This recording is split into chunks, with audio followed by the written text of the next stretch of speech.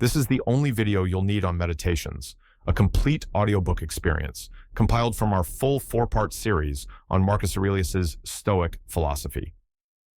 Everything we covered across 4 videos, now brought together in one comprehensive guide that you can actually apply to your life.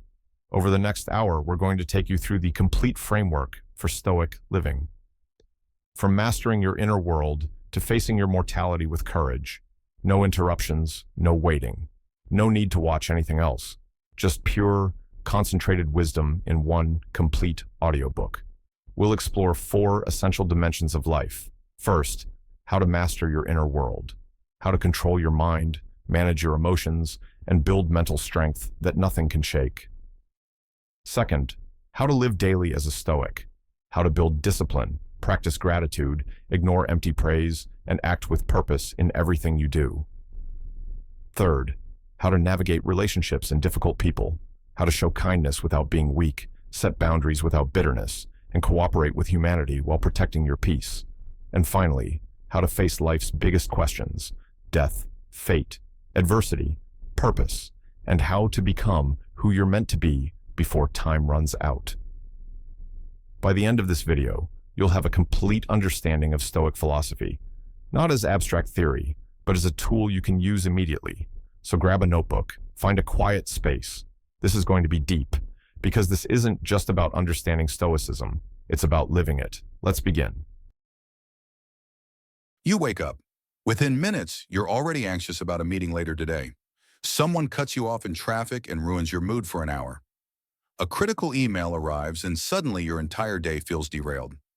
Sound familiar? Here's the truth most people never realize. You're suffering not because of what happens to you, but because you've surrendered control of your mind to external events.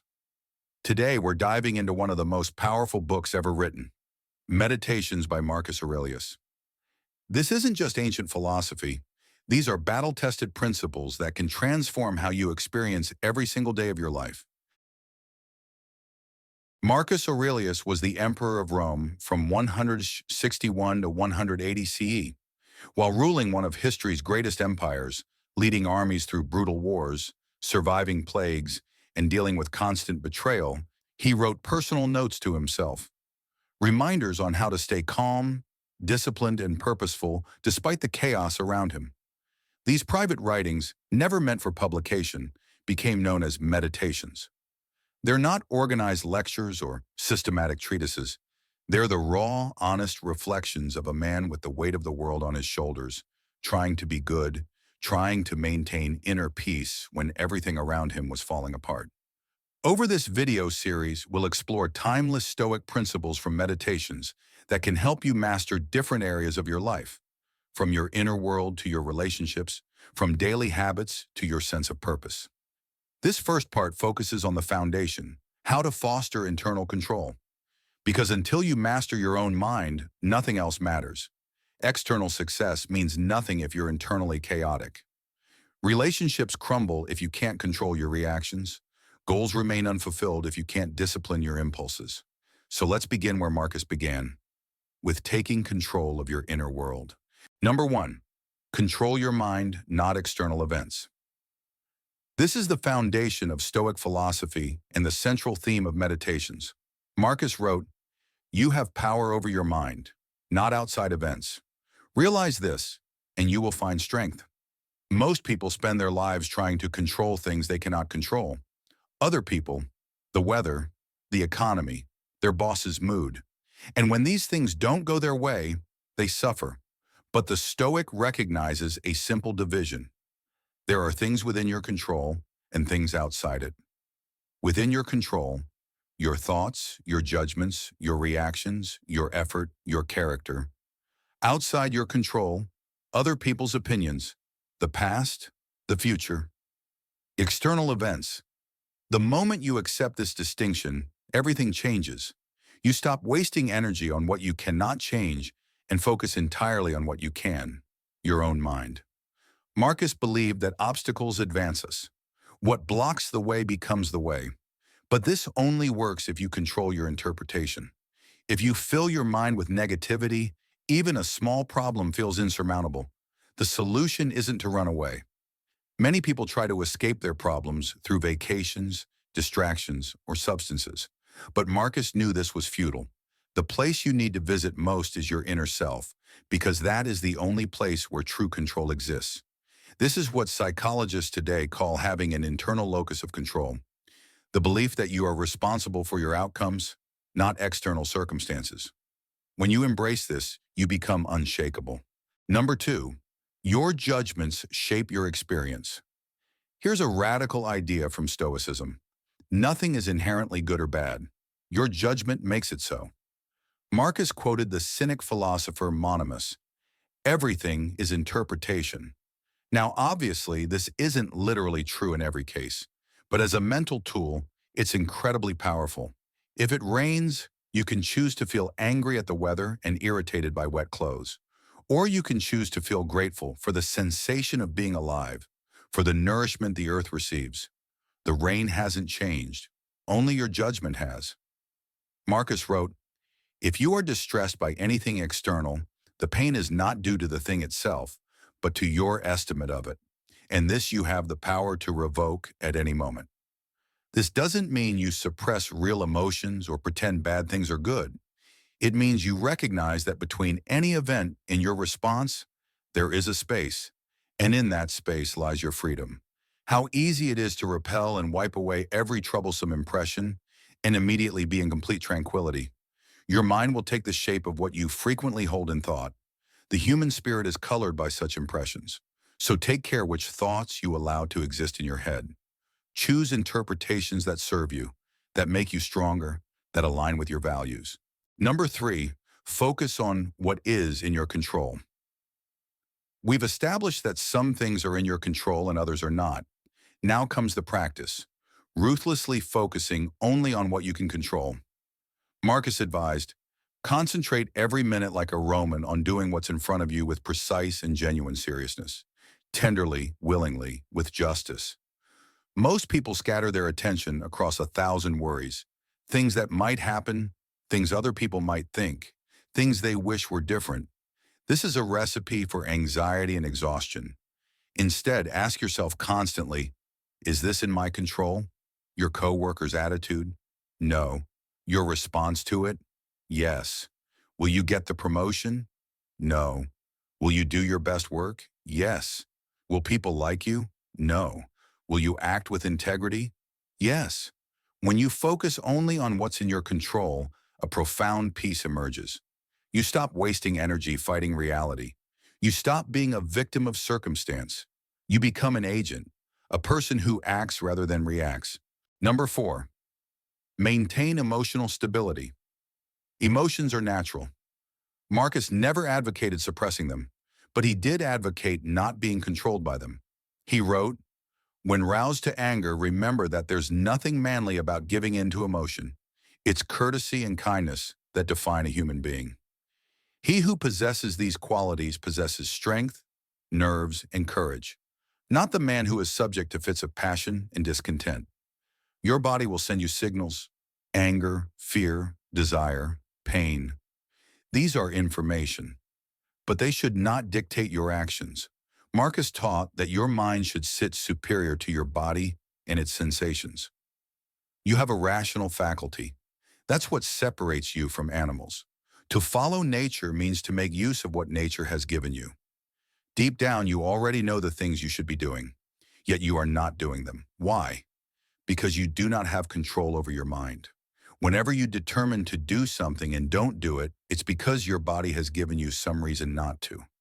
Don't allow pain, drowsiness, fever, or loss of appetite to alter your behavior.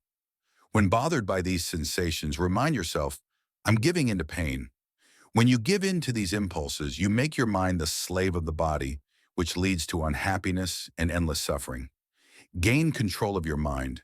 Train it like a muscle. Then emotional stability will follow. Number 5, master impulses. Discipline over pleasure. Pleasure is not evil, but when pursued mindlessly, it becomes a trap. Marcus observed, pleasure turns into punishment when it becomes excessive. That's why Stoics make decisions based on values and logic, not the body's impulses. This doesn't mean you reject all pleasure or become some joyless ascetic. It means you understand every sensation as a natural signal, but one that should not override your reason. A Stoic life is justified by discipline, not pleasure. When you eat, eat mindfully. When you work, work purposefully. When you rest, rest intentionally. Don't let your days be dictated by what feels good in the moment. Let them be guided by what is good for you in the long term. Marcus wrote about this constantly because he knew how seductive comfort can be, especially for someone with unlimited access to luxury. But he also knew that luxury softens the mind. It distracts us from meaningful work and traps us in endless comfort seeking. Discipline, on the other hand, builds character. It creates the strength needed to endure hardship and act virtuously even when it's difficult. Choose discipline. Your future self will thank you. Number 6, stay present. One of the most repeated themes in meditation is the importance of the present moment. Marcus wrote, "Confine yourself to the present. The past is gone. It cannot be changed. Dwelling on it serves no purpose except to create regret. The future hasn't happened yet. Worrying about it fabricates problems that may never exist. All you have, all you've ever had, is this moment, right now. Stop letting your emotions project into the future, fabricating worries for yourself. Stop being jerked like a puppet. Limit yourself to the present. Most people go through life on autopilot. They're physically here but mentally elsewhere, ruminating about the past or anxious about the future. This is not living, it's sleepwalking. Marcus advised, do every act of your life as if it were your last. Not with dread, but with full attention and purpose. When you're with someone, be fully with them. When you're working, be fully present in the work. When you're eating, taste the food. This is how you extract the richness from life, by actually being in it. Number 7, return to your principles when you slip. Here's the good news. You don't have to be perfect. Marcus himself struggled. He got angry. He procrastinated. He fell short of his ideals. But what separated him from most people was this. He always came back. He wrote, "When jarred unavoidably by circumstances, revert at once to yourself, and don't lose the rhythm more than you can help. You'll have a better grasp of the harmony if you keep going back to it. Life will throw you off balance. You'll overreact to something small. You'll indulge when you meant to abstain. You'll waste a day when you meant to be productive. This is normal. This is being human. The key is not to spiral. Don't let one bad moment become a bad day. Don't let one bad day become a bad week. Not to feel exasperated, defeated, or despondent because your days aren't packed with wise and moral actions, but to get back up when you fail, to celebrate behaving like a human, however imperfectly, and to fully embrace the pursuit you've embarked on. When you slip, acknowledge it, learn from it, then return to your principles. The more you practice this, the shorter the slips become, and the faster you recover. Number 8, self-awareness. Examine your thoughts and motives. Marcus constantly examined himself. He asked tough questions. What am I employing my soul on? What sort of soul do I have at this moment? Am I using it like a child, a tyrant, an animal? Most people never do this. They drift through life reacting to circumstances without ever examining why they do what they do. But the unexamined life, as Socrates said, is not worth living. Observe your own mind critically, as if observing someone else's. In every case, ask yourself, what are you currently using your mind for? What's causing you to act this way? Is this aligned with your principles?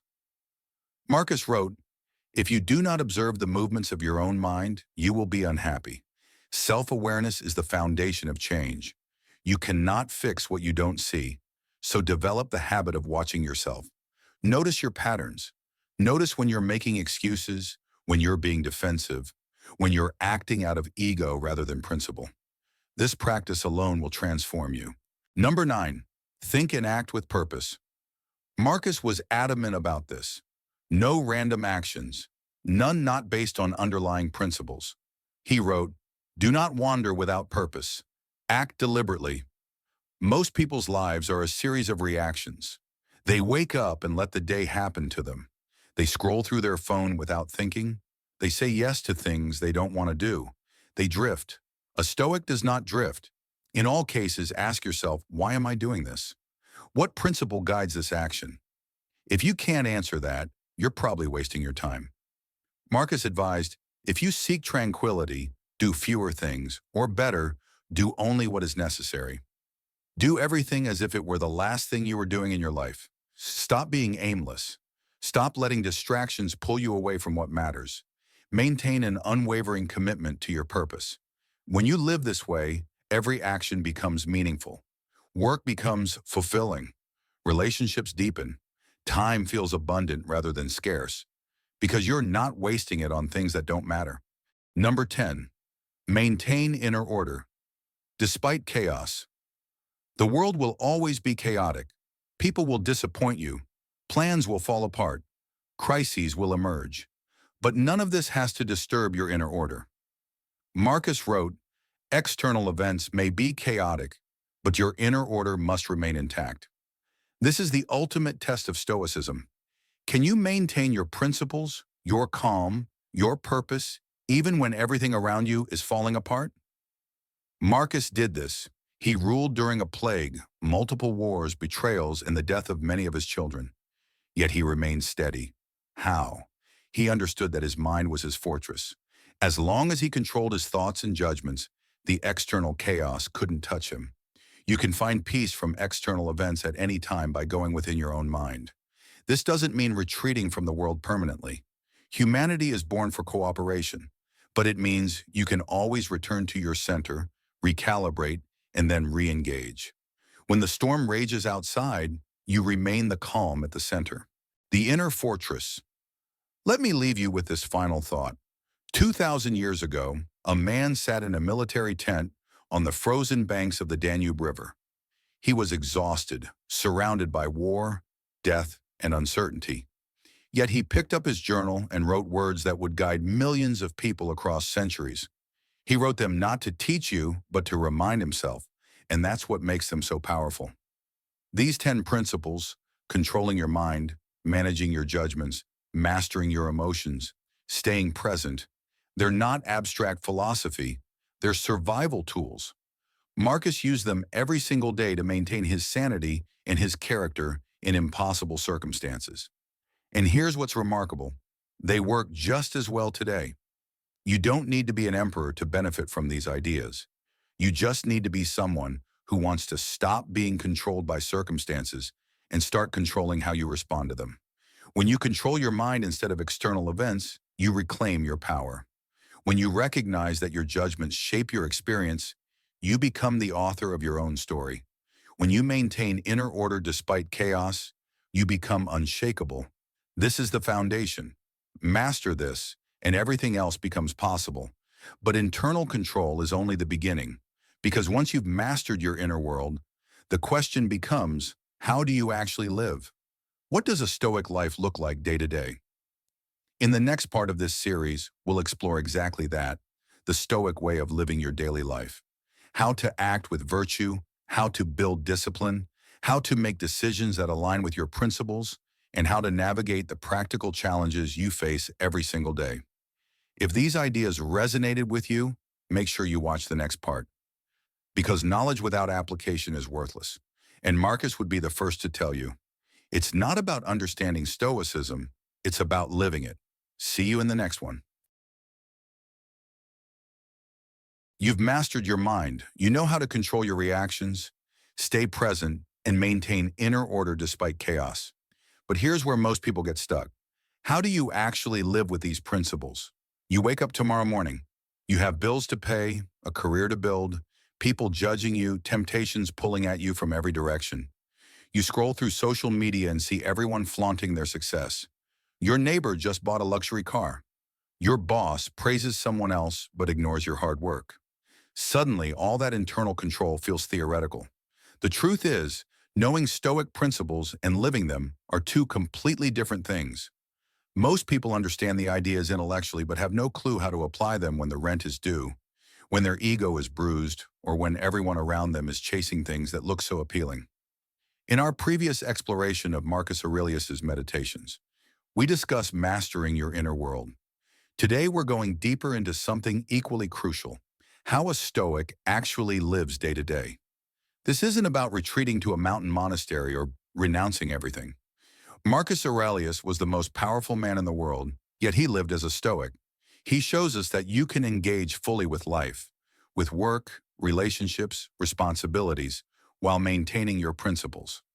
In this video, we'll explore the practical Stoic lifestyle, how to live simply in a world obsessed with luxury, how to remain honest when everyone else is performing, how to act virtuously without seeking applause, and how to build a life that feels meaningful rather than just impressive. Let's begin. Number 1. Live according to nature and reason. The Stoics had a fundamental belief. To live well means to live according to nature. But what does that mean practically?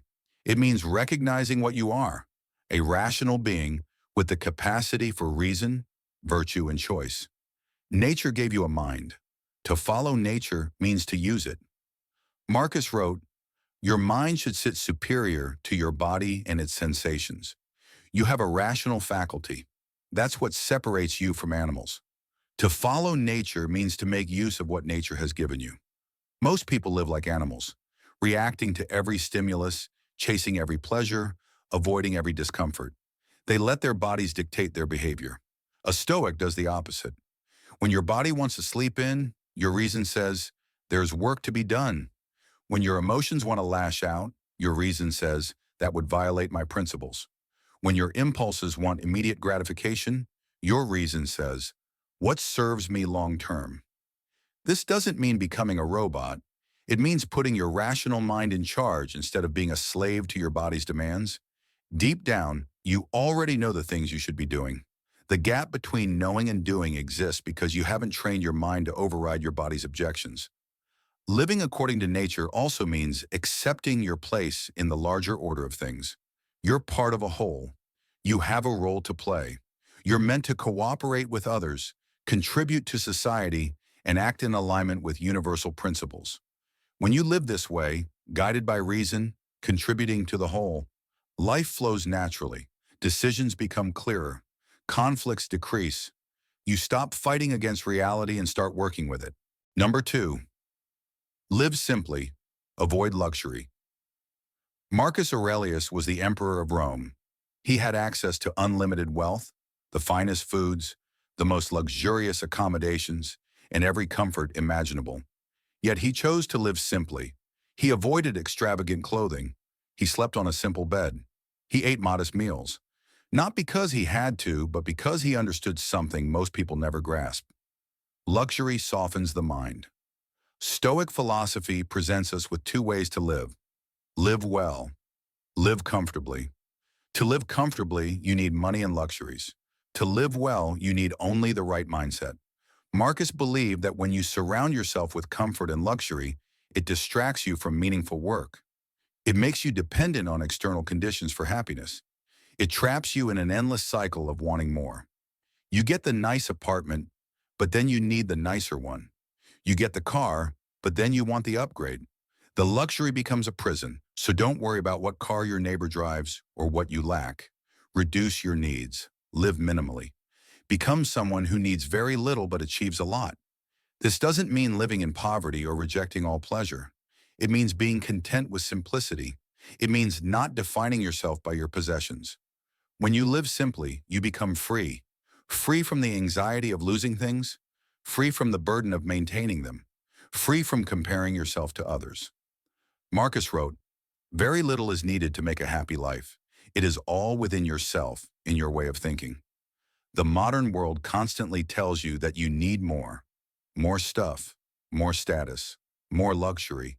But every Stoic knows this is a lie designed to keep you dissatisfied. Choose simplicity. You'll be richer than you realize. Number 3, non-attachment to wealth and possessions. Here's something important. Stoics don't view wealth as evil. Marcus clarified this perfectly. Wealth in and of itself is not a good or bad thing. It's how you use it. The problem isn't having money or possessions. The problem is becoming attached to them, letting them define you, control you, or consume your thoughts. He wrote, "If you can't stop prizing other things, then you'll never be free. You'll always be envious, jealous, or afraid that someone might come and take things away from you. Most people are either enslaved by wanting wealth or enslaved by despising it. Both are forms of attachment. The Stoic approach is different. Learn to use wealth when you have it, but be absolutely prepared to let it go. Use possessions unapologetically but without arrogance. Treat what you don't have as non-existent. Look at what you have and appreciate it, but don't become so attached that losing it would destroy you. Marcus practiced a powerful exercise. Think of how much you'd crave the things you already have if you didn't have them. But be careful.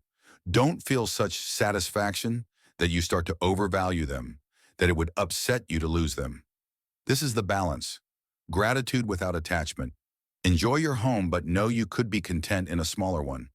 Appreciate your car, but you could walk if needed. Value your possessions, but understand they're temporary. When you achieve this non-attachment, something remarkable happens. You can actually enjoy your possessions more because you're no longer anxious about losing them. You're no longer comparing them to others. You're not trapped.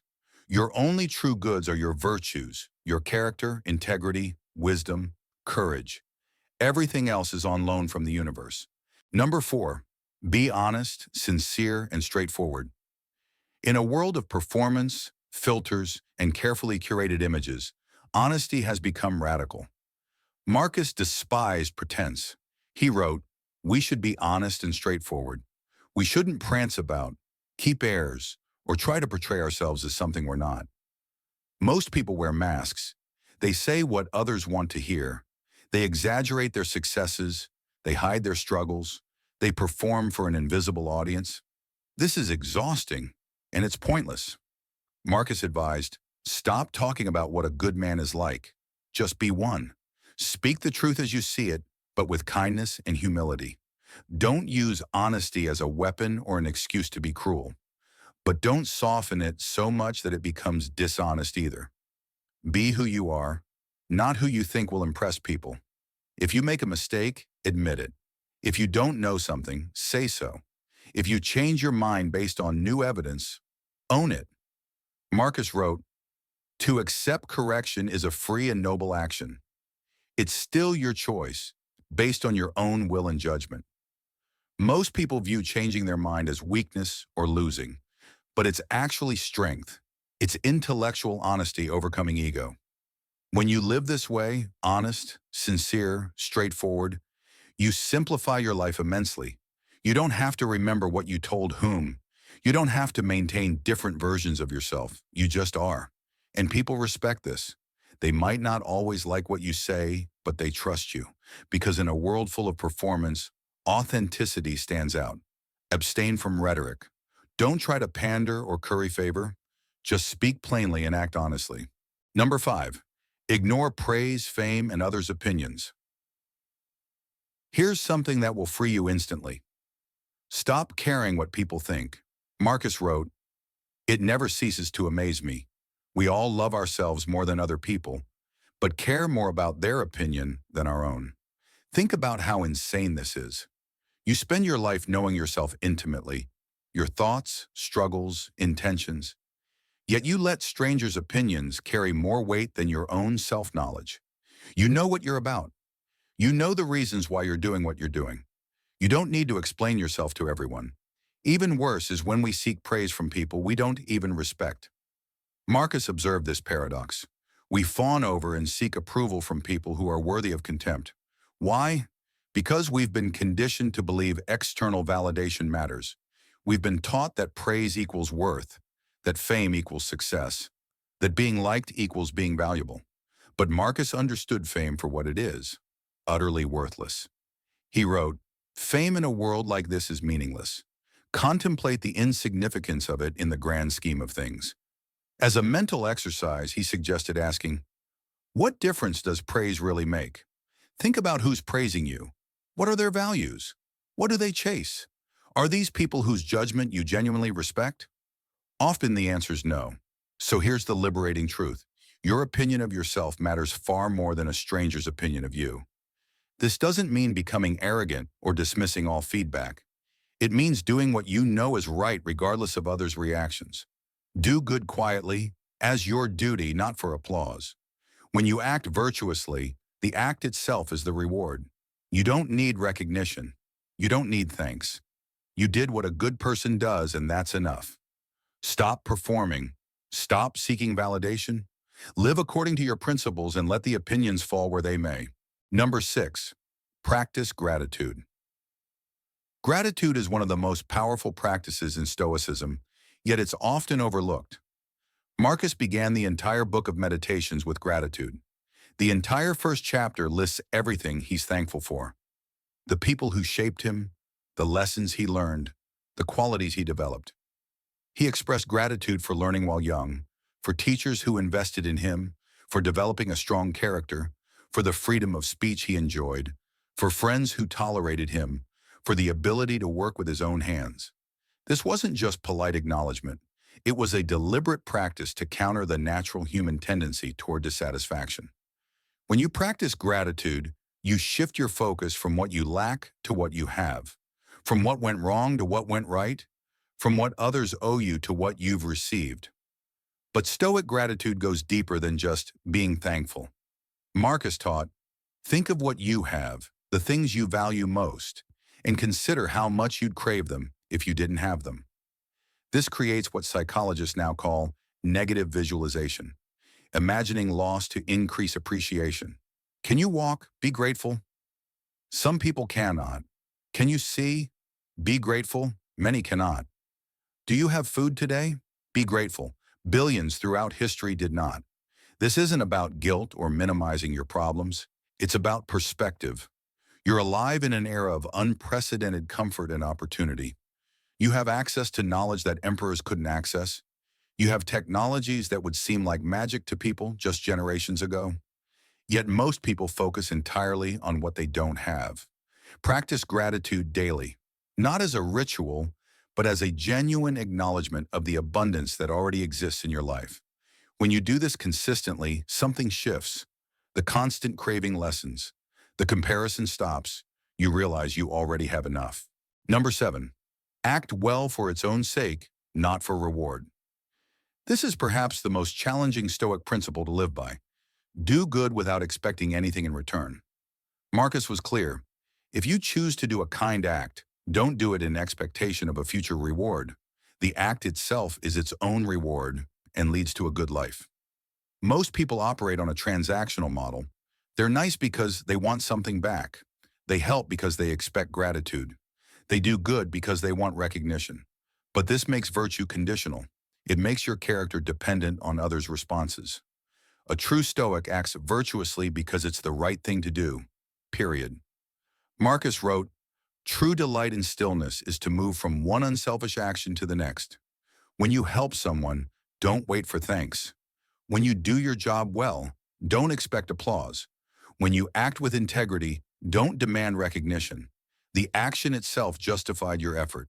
You became the kind of person who does that, and that's the reward. This doesn't mean you should accept being exploited or let people take advantage of you. It means your motivation for acting well comes from within, not from external validation. Ambition means tying your well-being to what other people say or do. Sanity means tying it to your own actions. When you live this way, you become unshakable. Someone's ingratitude can't make you regret helping them. Someone's criticism can't make you regret doing the right thing. You did what a virtuous person does. That's enough. In fact, if you're in a position of authority, you may even be hated for your good actions. Marcus knew this. As emperor, every decision he made had critics, but he understood. A king's part is to do good and to be reviled. The important thing is that you're not dissuaded from the right course in search of applause. Do your duty, act well, not for reward, but because that's who you are. Number 8, duty above personal desire. The final principle of Stoic daily living is perhaps the most demanding. Put duty before desire. Marcus had a morning practice.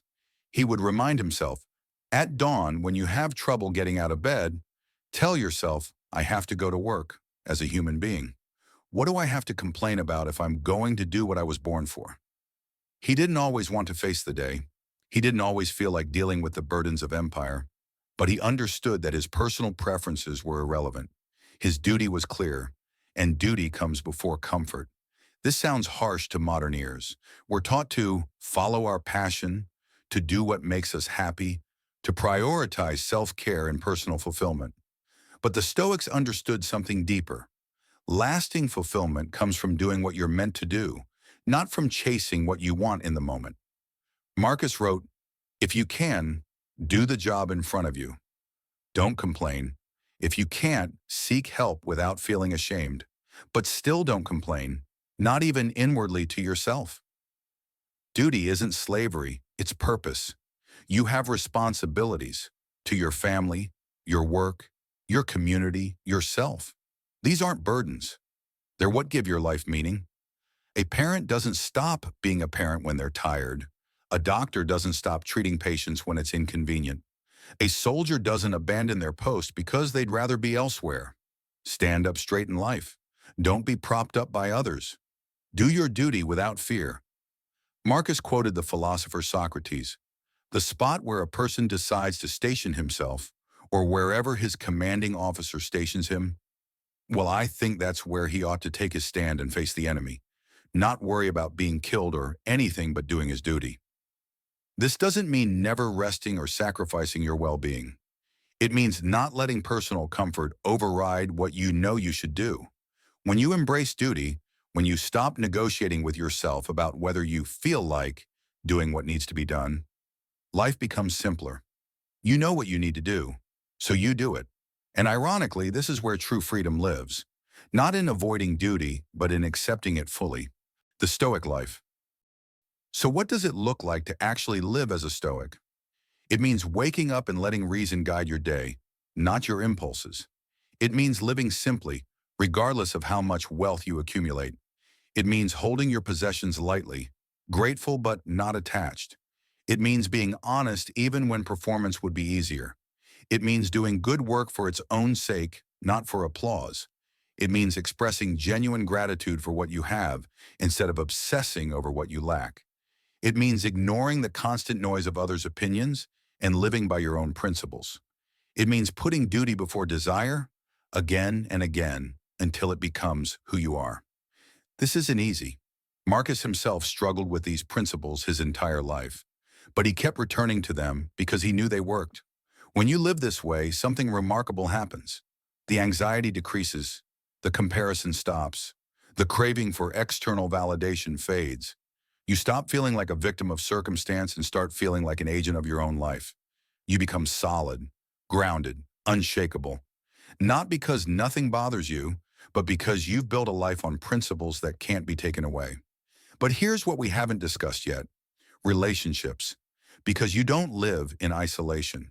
You're surrounded by people, some kind, some difficult, some who will betray you, some who will inspire you. How does a Stoic navigate the social world? How do you deal with difficult people while maintaining your principles? How do you show love while maintaining boundaries? How do you cooperate with humanity while protecting your peace? In the next part of this series, we'll explore exactly that: the Stoic approach to relationships and social life, how to love without attachment, how to handle conflict with grace, how to be kind even to those who wrong you, and how to fulfill your social duties without losing yourself. If this video resonated with you, make sure you watch the next one. Because a life well lived isn't just about mastering yourself, it's about how you engage with the world around you. See you there. You've mastered your mind. You've built a practical Stoic lifestyle based on reason, simplicity, and virtue. But then you step outside, and immediately someone tests every principle you've committed to. Your coworker takes credit for your work. A family member criticizes everything you do. A stranger is rude to you for no reason. Someone you trusted betrays you. People misunderstand your intentions. Your kindness is taken for weakness. Suddenly, all that inner peace feels impossible to maintain. Here's the brutal truth. You can control yourself, but you cannot control other people. And most of your suffering comes not from what happens to you, but from how other people behave toward you. This is where philosophy gets tested. Anyone can be calm alone on a mountain. But can you maintain your principles when someone insults you? Can you stay kind when someone is cruel? Can you forgive when someone wrongs you? In our previous exploration of Marcus Aurelius's Meditations, we discussed how to live a practical Stoic life with simplicity, honesty, and duty. But now we face perhaps the greatest challenge: other people. Marcus dealt with this constantly. As emperor, he encountered betrayal, incompetence, cruelty, and ingratitude daily. Yet he developed a framework for navigating human interactions that allowed him to remain at peace while fully engaging with humanity. Today, we're diving into Stoic social philosophy, how to deal with people, not how to manipulate them, not how to avoid them, but how to engage with them wisely, kindly, and without losing yourself in the process. This video will teach you how to cooperate with humanity while protecting your peace, how to show kindness even when it's not returned, how to forgive without becoming a doormat, and how to judge people fairly while maintaining appropriate boundaries. Let's begin. Number 1. Cooperation with humanity. Here's a foundational Stoic belief that changes everything. Humans are made for cooperation, not isolation. Marcus wrote, "Humanity is born for cooperation. We are constituted for one another, like feet, like hands, like eyelids, like the rows of upper and lower teeth." This isn't just poetic language. It's a recognition of fundamental reality. You exist within a web of relationships. Your survival, your success, your happiness, all depend on cooperation with others. The food you eat, the roads you drive on, the knowledge you possess, none of it exists without countless people cooperating. To act against one another is contrary to nature, and you act against others when you become angry with them, when you turn away, when you fall into hatred or give up trying to make a positive difference. This is crucial. The Stoic doesn't retreat from society. That would be unnatural. But here's where it gets challenging. Cooperation doesn't mean compliance.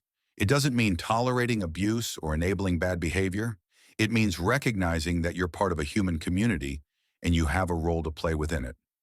Marcus advised, "If you conceive of all rational beings as constituted for cooperation, then helping other people becomes a joy and not just the right thing to do."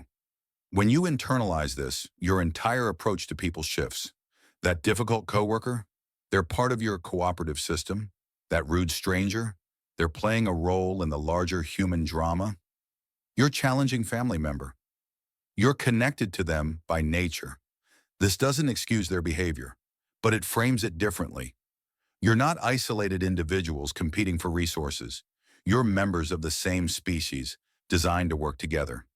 When someone frustrates you, remind yourself, we're made for cooperation. Getting angry violates that natural law. This perspective doesn't make dealing with difficult people easy, but it makes it purposeful. You're not just enduring them, you're fulfilling your nature as a cooperative being. Number 2. Show kindness even to the unkind. This is where Stoicism becomes radical. Marcus had a daily practice. Every morning he would tell himself, "Today I will meet angry, arrogant, jealous, rude, and irritating people. They behave badly because they don't know the difference between good and evil. But I do." Think about this. The Emperor of Rome expected to encounter difficult people every single day. He didn't hope for better. He prepared for reality. And his response? Kindness. He continued, "Since we share the same human nature, we should not be angry at them. We cannot be harmed by them unless we allow ourselves to be." This is profound. Marcus understood that unkind people are acting from ignorance. They don't understand what's truly good for them, so they pursue things that ultimately harm them. Power, revenge, validation through cruelty. But you know better. So the question becomes, what qualities has nature given us to counter unkindness? As an antidote to unkindness, nature gave us kindness. Marcus advised, use it and see what happens. Very few people can continually act unkindly to you if you show continued kindness to them. This isn't naive optimism, it's practical wisdom. When someone is rude and you respond with rudeness, you've entered a cycle that benefits no one. But when you respond with kindness, genuine, not patronizing, you often break the pattern. Not always. Some people will continue being unkind regardless, but that's their choice, not yours. Your task is simple. No matter what anyone says or does, my task is to be good. Notice this doesn't mean being a pushover. You can show kindness while maintaining boundaries. You can be kind while saying no. You can be kind while walking away from toxic situations. Kindness isn't weakness, it's strength under control. The noblest kind of retribution, Marcus said, is not to become like your enemy. When someone wrongs you, you have a choice. Become like them or remain yourself. Choose yourself every time. Number 3, understand and forgive ignorance. Here's a Stoic insight that's hard to accept. Most people who wrong you aren't evil, they're mistaken. Marcus wrote, when receiving bad treatment or criticism from someone, either they're right, in which case you've no right to complain, or they're wrong, in which case they're misguided and have just made a mistake. Think about this framework. If someone criticizes you and they're correct, you should thank them for the correction. If they're wrong, they've simply made an error in judgment. Remind yourself how many mistakes you've made in life. Then feel pity for them. This shifts everything. When you see someone's wrongdoing as ignorance rather than malice, anger becomes harder to maintain. They're not your enemy. They're a fellow human who doesn't understand what they're doing. Marcus took this even further. If you've mistakenly trusted an untrustworthy person, turn the reproach on yourself. The fault is yours. This sounds harsh, but it's liberating. You expected someone to be trustworthy when they weren't. That's a judgment error on your part, not a cosmic injustice. Recognize that untrustworthy, bad, and even evil people exist in the world. To expect not to encounter them is foolish. Say to yourself, I have encountered one of them. This is to be expected from time to time. This doesn't mean excusing harmful behavior. It means not being shocked by it. When you understand that people act from their current level of understanding, however limited, you can forgive without condoning. You can set boundaries without hatred. You can protect yourself without bitterness. By all means, point out where they've gone wrong, but do so affectionately, not meanly, not with hatred in your heart, and not to impress onlookers. Speak directly to them, and if this doesn't work, remember, you've done your part. Their failure to listen is their choice, not your failure. Understanding ignorance doesn't mean tolerating abuse. It means responding with wisdom rather than rage. Number 4, avoid the victim mindset. This principle is crucial and often misunderstood. Marcus was clear. The story you tell yourself makes you either a hero or a loser. When a person begins to see themselves as a victim, their mindset becomes weak. Let's be absolutely clear. Bad things happen. Real injustices occur. People genuinely wrong you. The Stoics never denied this. But here's what they understood. Adopting a victim identity doesn't help you recover from harm. It prolongs your suffering. When you see yourself as a victim, you grant power over your life to whoever wronged you. You make your happiness dependent on their acknowledgement, their apology, their change. Marcus wrote, if you want to change your experience of life, first change your opinion of it. Stop blaming others for your current state. Even if someone has wronged you, and they may have, if your character and mindset are right, you will find the strength and motivation to rise above the situation. This isn't about denying what happened. It's about refusing to let what happened define what you become. Consider this powerful reframe from Marcus. Remember that any evil that others do only harms your soul if you do evil in return. It is your job to be good and not allow their evil to change that. What others do to you is their responsibility. How you respond is yours. When you release the victim mindset, something remarkable happens. You stop waiting for justice, for apology, for vindication. You stop rehearsing the story of how you were wronged. Instead, you focus on what you can control, your character, your choices, your growth. This doesn't mean ignoring injustice or failing to hold people accountable. It means not building your identity around being wronged. You're not a victim. You're a person dealing with difficulty, and you have the capacity to handle it with dignity. Number 5, judge people by character, not appearance. In a world obsessed with image, the Stoics focused on substance. Marcus taught, a person's true character is revealed in tough times and when they face difficult people. Anyone can appear virtuous when life is easy. Anyone can be kind when everyone around them is pleasant. Anyone can be honest when there's no cost to honesty. But what do people chase when no one is watching? What do they avoid when things get hard? That's where character lives. Marcus advised examining people's ruling principles. Look beneath to see things for what they truly are. Examine what sort of things people avoid or pursue. Imagine their soul stripped bare. What evokes their love and admiration? Their vanity? This is how you judge someone's character. Do they chase low-quality pleasures or meaningful pursuits? Do they disappear during hardships or step up? Do they speak one way and act another? Do they maintain their principles under pressure or abandon them for convenience? Do they lift others up or tear them down to feel superior? Marcus wrote, if someone chases low-quality pleasures and disappears during hardships, their character is weak. But here's the other side. Don't judge people by superficial markers. Don't judge them by their clothes, their accent, their job title, their social media following, or how articulate they are. These things reveal nothing about character. When you need encouragement, think of the qualities the people around you have. The energy of one, the modesty of another, the generosity of a third. Everyone has different abilities and talents. Keeping people's genuine strengths in mind will help you think better of them and cooperate more effectively. Also, remember this. Most people are dealing with internal battles you know nothing about. Marcus cautioned against hasty judgment. Be satisfied in yourself. If you can't stop prizing other things, then you'll never be free.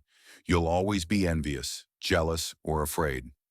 When you judge people by their character rather than their appearance or status, you become harder to manipulate. You see through performance, you value substance, and you become more humble yourself because you realize everyone is fighting battles you cannot see. Number 6, stay humble, especially in power. This might be the most important principle for anyone in a position of authority, and we all have some form of power over others. Marcus had unlimited power. He could have anyone executed, could take anything he wanted, could ignore any law. Yet he constantly reminded himself to stay humble. He wrote, recognize that power corrupts. Recognize the malice, cunning, and hypocrisy that power produces, and the peculiar ruthlessness often shown by people from good families. Think about that last part. Even people raised well can become corrupted by power. It's insidious. If you ever find yourself in a position of power, remember this and check yourself. Resist becoming despotic. Marcus had a specific warning. Take care not to be transformed into a Caesar, not to be dyed with this dye, for such things happen. Fight to be the person philosophy tried to make you. This is profound. He's warning himself, the actual Caesar, not to become the stereotype of a Caesar, not to let absolute power corrupt him absolutely. How do you stay humble in power? First, remember where you came from. Marcus spent the entire first chapter of Meditations listing what he learned from others and what he was grateful for. This kept him grounded. Second, recognize your limitations. Marcus knew he didn't have all the answers. He wrote about the importance of listening to advisors, deferring to experts when necessary, and being open to correction.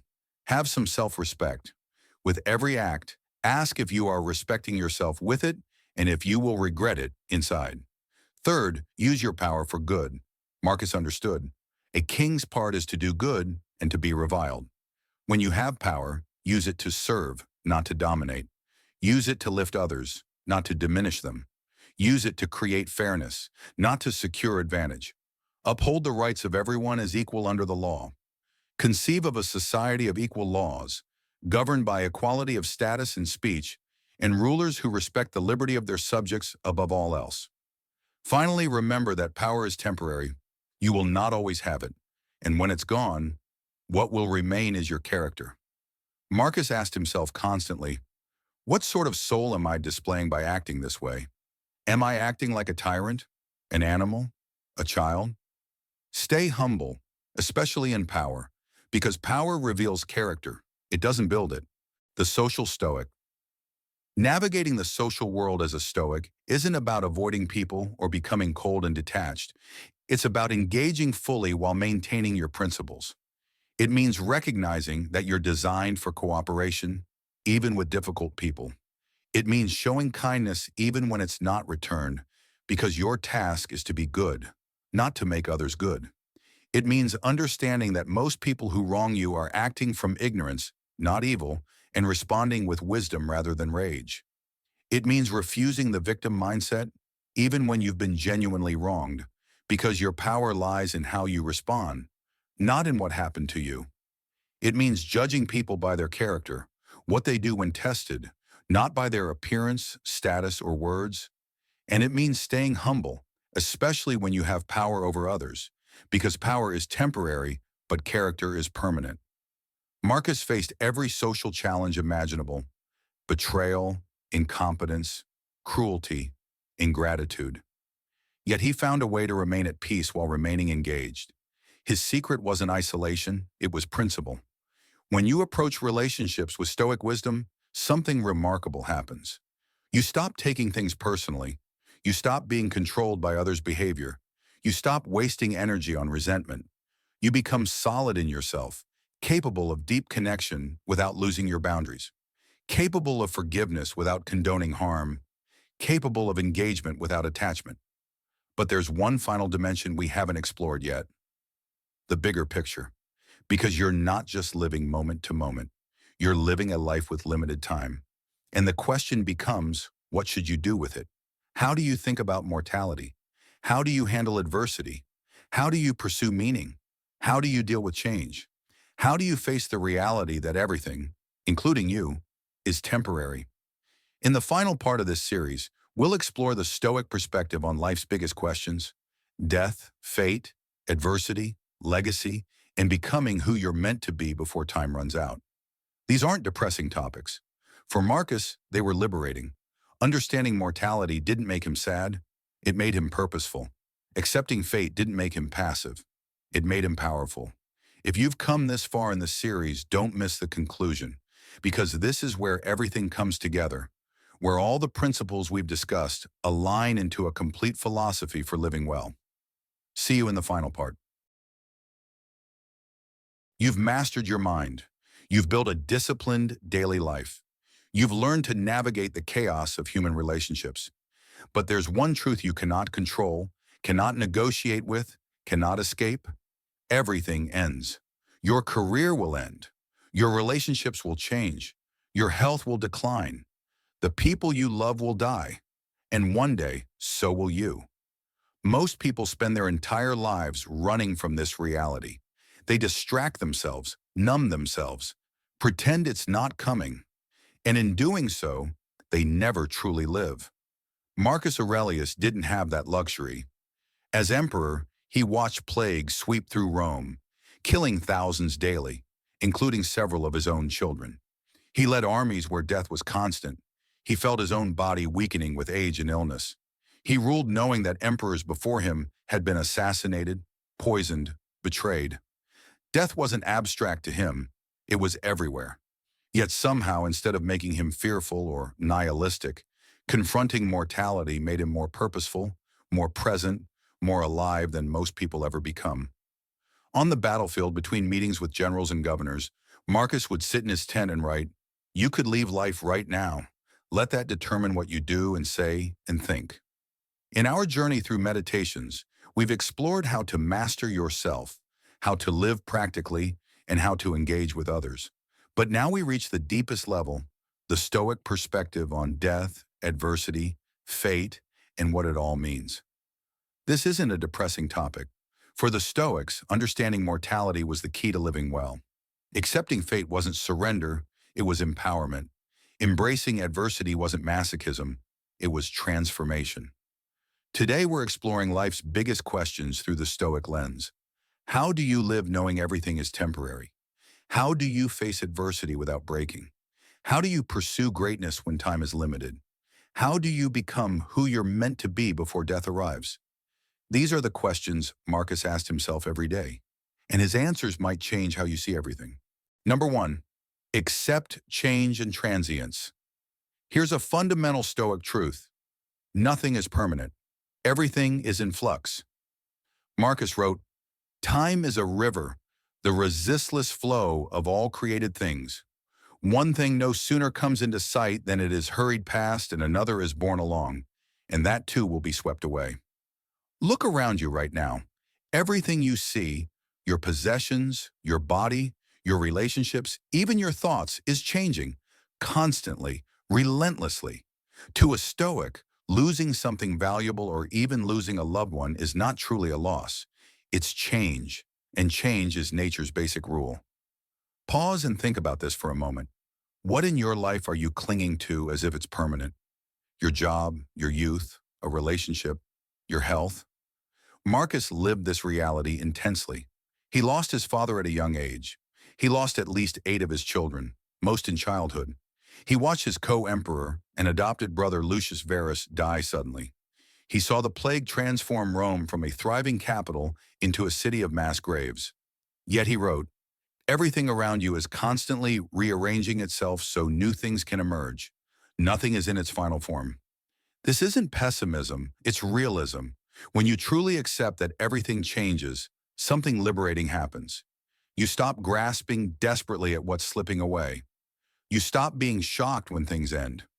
You hold what you have more lightly, and paradoxically, you appreciate it more deeply. Therefore, expect every unexpected event. If something good or bad happens, don't be carried away by emotions. Respond with wisdom. Marcus advised, "Nothing happens to a person that they cannot bear." The universe doesn't give you challenges you fundamentally cannot handle. It might feel overwhelming, but you have the capacity to endure it. Accept change. It's not your enemy, it's the nature of existence itself. Number 2, contemplate death. Memento Mori. Memento Mori. Remember you will die. This might sound morbid, but for the Stoics, it was the most life-affirming practice they had. Marcus wrote, "Every morning remind yourself, this could be my last day on earth." Think about that. The Emperor of Rome, the most powerful man in the world, started each day by contemplating his own death. Why? Because life's value comes from the fact that one day it will end. If you live forever, what would be urgent? What would matter? You could procrastinate indefinitely. You could waste centuries. Nothing would have weight. But you don't have forever. You have today. Maybe tomorrow. Nobody knows. Marcus practiced another powerful exercise. If you meet a friend or relative, consider the possibility that it might be your last meeting. Pause and think about this for a moment. If you knew, truly knew, that the next time you saw your parent, your partner, your child would be the last time, how would you act differently? Would you waste that moment scrolling your phone? Would you leave things unsaid? Would you take it for granted? When Marcus's children were young, he would watch them sleep and remind himself, they are mortal. This wasn't to torture himself. It was to make every moment with them precious. This practice teaches the temporary nature of everything and reminds us of the universal laws under which life operates. Because once time passes, it never returns. Death meditation isn't about being depressed. It's about being awake. Most people sleepwalk through life, assuming they have unlimited time. Then suddenly they're old and they realize they wasted it. Marcus wrote, "Think of yourself as dead. You have lived your life. Now take what's left and live it properly. The life behind you is already gone. You can't change it, but you still have today. What will you do with it?" Number 3, embrace fate, Amor Fati. Amor Fati, love of fate. Not just accepting what happens, but loving it. This is perhaps the most challenging Stoic principle, but also the most transformative. Marcus wrote, "A blazing fire makes flame and brightness out of everything that is thrown into it. Whatever happens to you, good or bad, can fuel your fire if you let it." The Stoics believe that everything that happens is part of a larger order. You might not understand it. You might not like it. But fighting against reality is futile.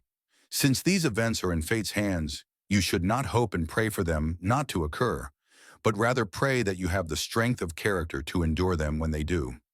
Marcus himself embodied this.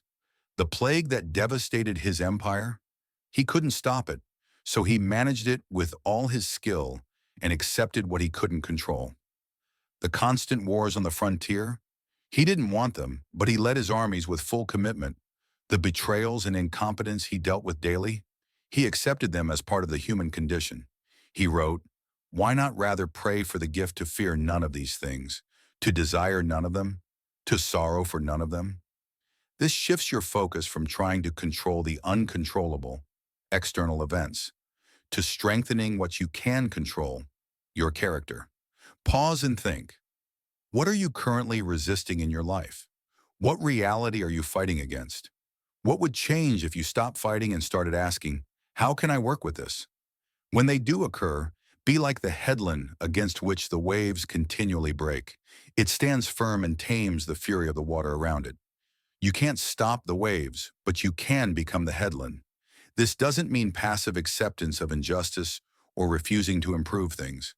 It means not wasting energy raging against what's already happened. Embrace your fate, all of it, the good and the bad, because it's all shaping you into who you need to become. Number 4, adversity strengthens you. The obstacle becomes the way. Here's where Stoicism gets powerful. Adversity isn't just something to endure. It's the very thing that makes you stronger. Marcus wrote, "The impediment to action advances action. What stands in the way becomes the way." When something blocks your path, that obstacle becomes your path forward. Lost your job? That's the opportunity to find better work or build something new. Relationship ended? That's the space to become whole on your own. Illness struck? That's the teacher of patience and perspective. Marcus faced this constantly. During his campaigns on the northern frontier, he dealt with supply shortages, harsh winters, disease, and enemies on all sides. He could have despaired. Instead, he wrote some of history's most profound philosophy. The obstacle became his way. He took it even further. It's unfortunate that this has happened?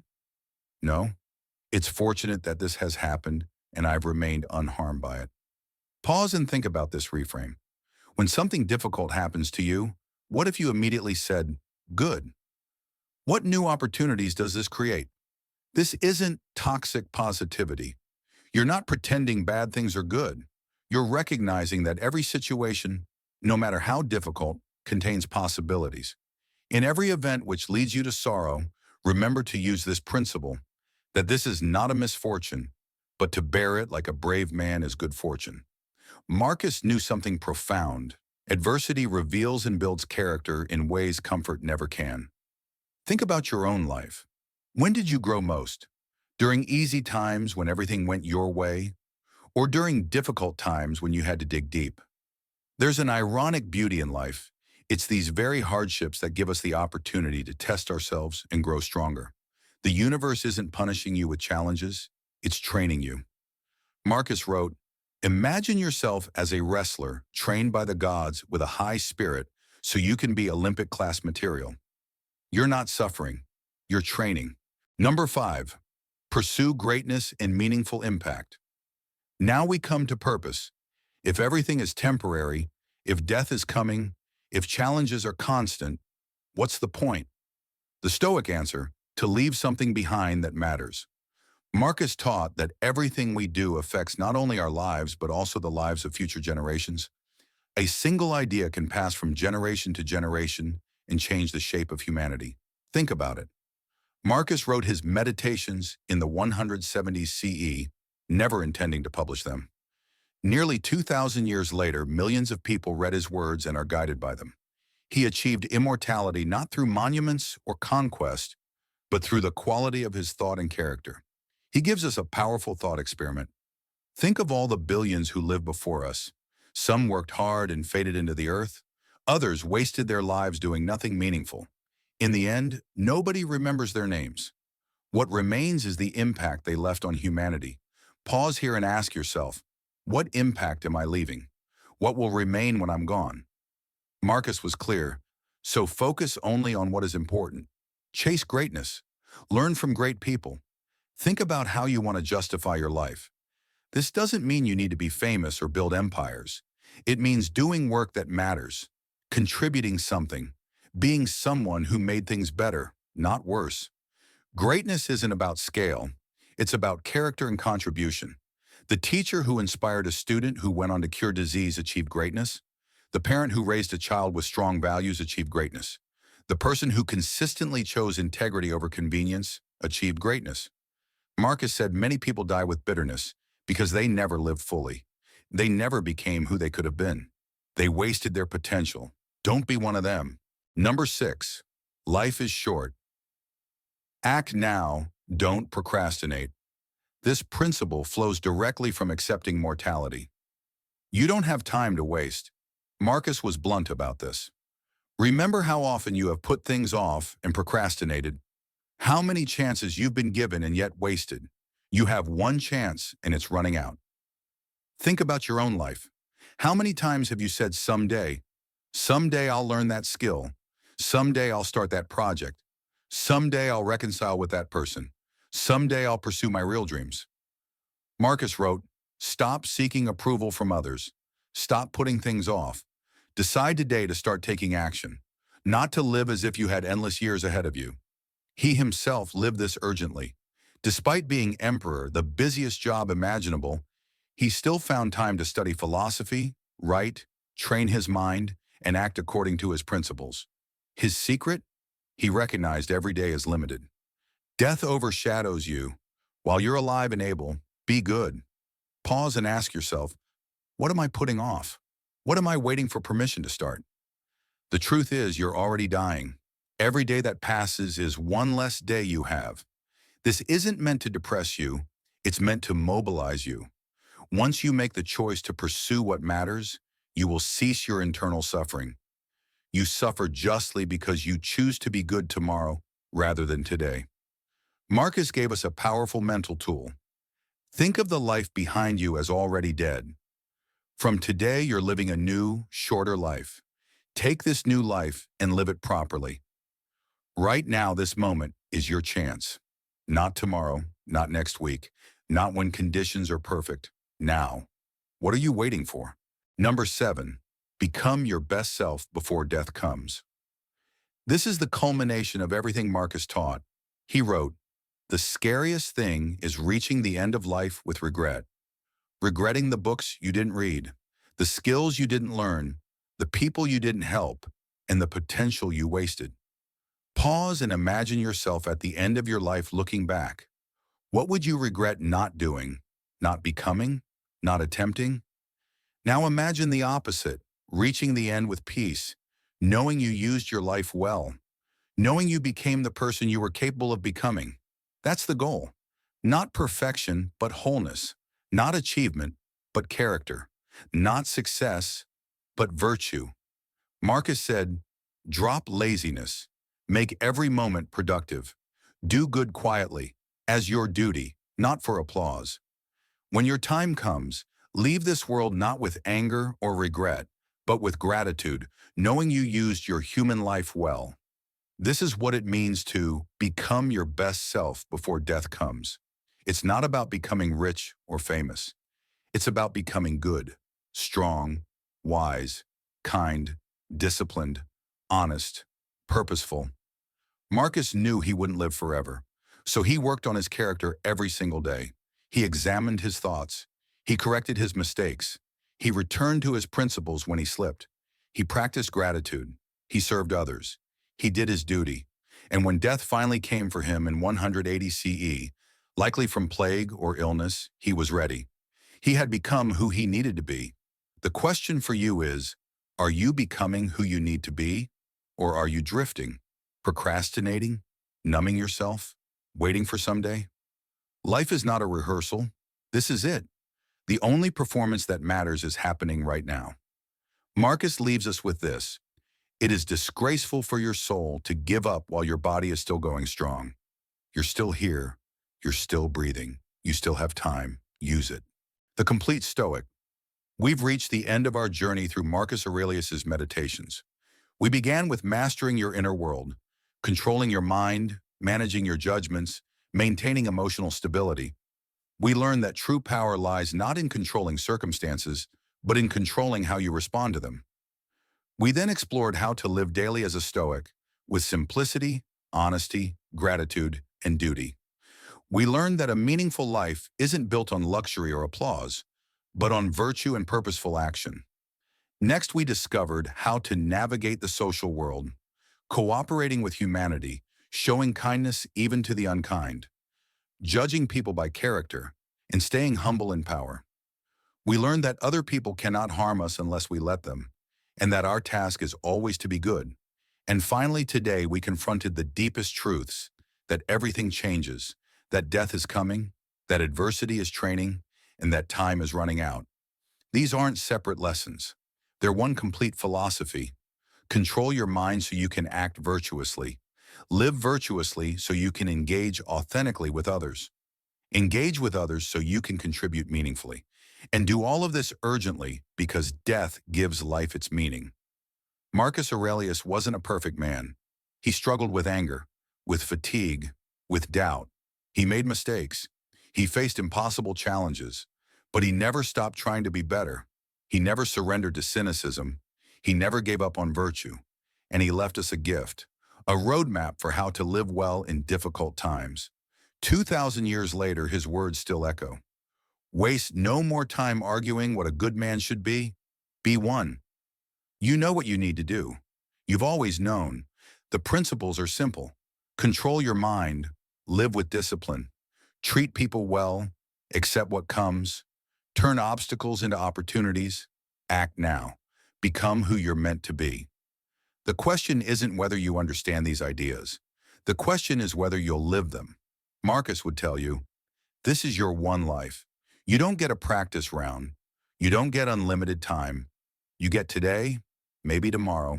Nobody knows. So what will you do?